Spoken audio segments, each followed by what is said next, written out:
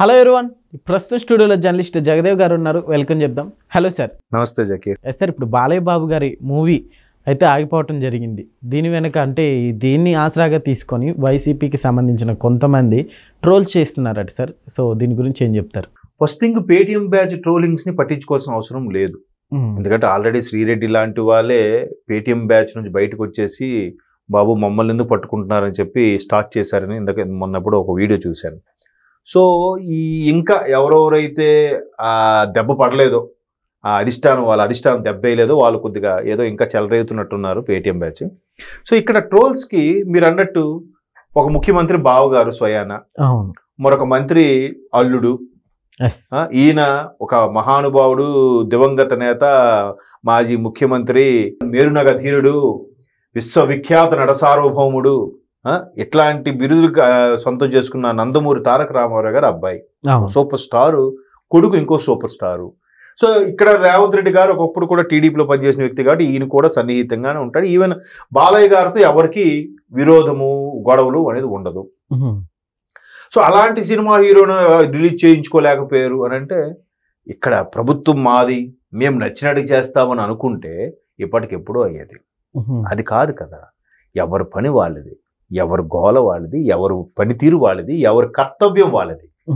మేము అన్నిటికీ పవన్ కళ్యాణ్ గారి సినిమా ఆపేస్తాం, పవన్ కళ్యాణ్ గారి సినిమా కావాలని 10 రూపాయలు టికెట్ పెడతాం, అలాంటి కుళ్ళు గుణాలతో ప్రభుత్వం ఇక్కడ లేదు.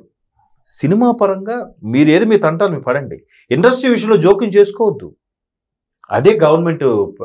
ఇంకా సమస్య వచ్చిందని ఇండస్ట్రీ వస్తే అప్పుడు స్పందించి ఏంటి మీ సమస్య, ఏం చెప్పండి, మీకు సబ్సిడీ ఇవ్వాలా ఏంటి, టికెట్ రేట్లు పెంచాలా లేదా తగ్గించాలా, ప్రేక్షకులకు ఇబ్బంది కలగకుండా ఉండాలి, ఇలా రకరకాలుగా రండి వచ్చి మాట్లాడండి అని చెప్తున్నారు. పవన్ కళ్యాణ్ గారితో ఆయన డిప్యూటీ సీఎంగా ప్రమాణ స్వీకారం అయిన తర్వాత మా సినిమా ఇండస్ట్రీ వ్యక్తి డిప్యూటీ సీఎం అయ్యారని చెప్పి దిల్ రాజు గారితో సహా ఒక 10 మంది ప్రొడ్యూసర్లు, సీనియర్ డైరెక్టర్లు వాళ్ళు వెళ్ళి కలిసి వచ్చారు కదా.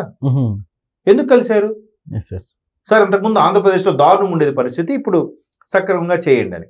మరి అదే జగన్మోహన్ రెడ్డి గారిని గత ప్రభుత్వంలో కలిశారుగా. చిరంజీవి గారు, మహేష్ బాబు గారు, ప్రభాస్ గారు, రాజమౌళి గారు, చాలా ఈ దిగ్గజాలు అని చెప్పడానికి తెలుగు ఇండస్ట్రీకి ఇంత దిగ్గజాలు వెళ్ళి మాట్లాడితే ఎట్లా పరిస్థితి? అక్కడెక్కడో కారు ఆపించి 1/2 కిలోమీటర్ నడిపించి నేనే రాజుని, నా కింద మీరందరూ స్లేవ్స్ లాగా ఉండాలి అనే తలంపుతో ఉన్న ఒక ముఖ్యమంత్రిని కలవడానికి వెళ్తే ఎంత ఇది ఇబ్బంది మనం చూసాం.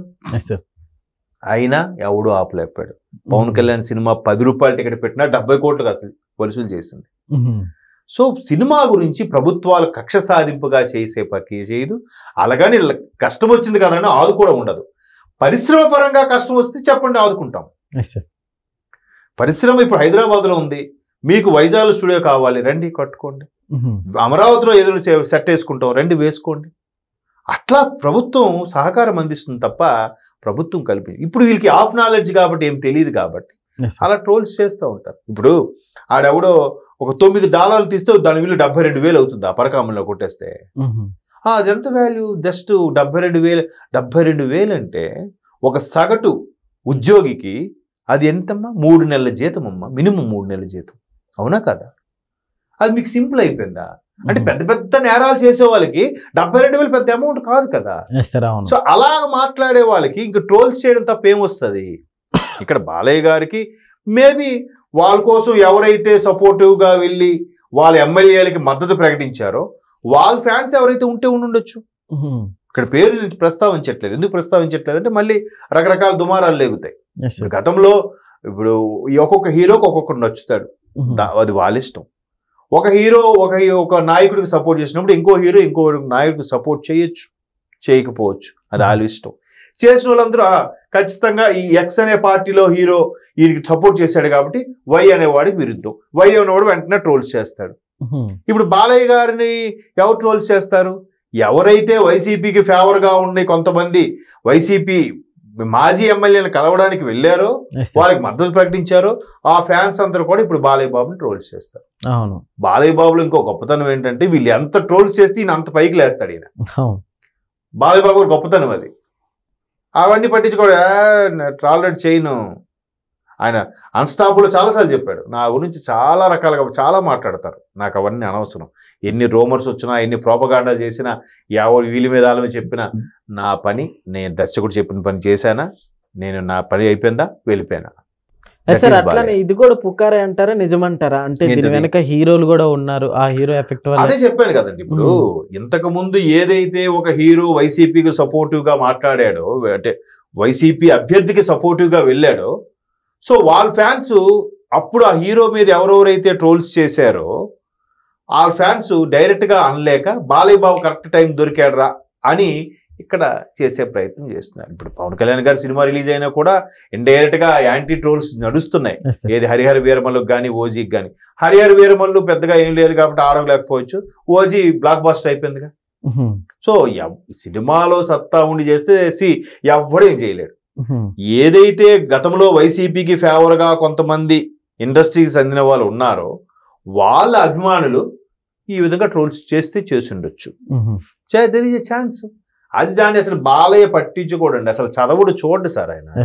ఆయన ఇప్పుడే ఖాళీ దొరికితే మంచి గ్రంథాలు పుస్తకాలు వల్లించుకోవడం, పూజ ఒక 2 గంటలు చేస్తాడు సార్ ఆయన. అంత భక్తుడండి ఆయన. పొద్దున్న 3-3:30 లేచి పూజ 2 గంటలు చేసుకొని సెట్లోకి వెళ్ళి, లేకపోతే హాస్పిటల్కి అక్కడ చైర్మన్ బాధ్యతలు ఉన్నాయి కదా అక్కడికి వెళ్ళడము, లేదా సినిమా షూటింగ్ అంటే సినిమా షూటింగ్కి వెళ్ళడము, ఏమి లేకపోతే హిందూపురంగా ఎమ్మెల్యే కాబట్టి అక్కడికి వెళ్ళడం, ఇవి చేసుకుంటాడు సార్. అంతేగాని ఆడు ఏం మాట్లాడుతాడు ఇవన్నీ లెక్క చేయడు. చేస్తే చేసుకునేవంటే ఇప్పుడు వాళ్ళందరూ ఆఫ్ నాలెడ్జ్ వాళ్ళు, ఏం మాట్లాడతారో వాళ్ళకి తెలియదు. ఇప్పుడు మన కూడా ఈ మధ్యన ట్రోల్ అవుతుంది ఏంటంటే టెక్నాలజీకి బ్రెయిన్ కలిపితే ఆర్టిఫిషియల్ ఇంటెలిజెన్సీ అంట. ఇప్పుడు దాని మీద 100 ట్రోల్స్ అవుతున్నాయి. మరి అది ముందు మాట్లాడటం సక్రమంగా వస్తే మిగతా హీరోల మీద చేయొచ్చు. కాకపోతే బాలయ్య గారు టీడీపీ ఎమ్మెల్యేగా హిందూపూర్ ఎమ్మెల్యేగా ఉన్నారు కాబట్టి మేబీ ట్రోల్స్ చేయొచ్చు. ఒకప్పుడు బాలయ్య అంటే అంత పడిచెచ్చే వాళ్ళు కూడా ఇప్పుడు పార్టీల పరంగా నచ్చట్లేదు కాబట్టి కావాలని ట్రోల్స్ చేస్తారు. చేసిన అసలు ఇంకెవరైతే పట్టించుకుంటారేమో ట్రోల్ చేస్తున్నారా అని. ఈయన అసలు never bother about that trollings అనమాట. ఆయన పట్టించుకోడు. ఆయన కూడా చెప్పాడు నేను అసలు ఏం చూడండి అంటే. ఆయన గురించి ఫేవర్గా వచ్చేవి చూడ్డు, ట్రోల్స్ చేసినా పట్టించుకోడు. That is Balayya. Okay sir, thank you.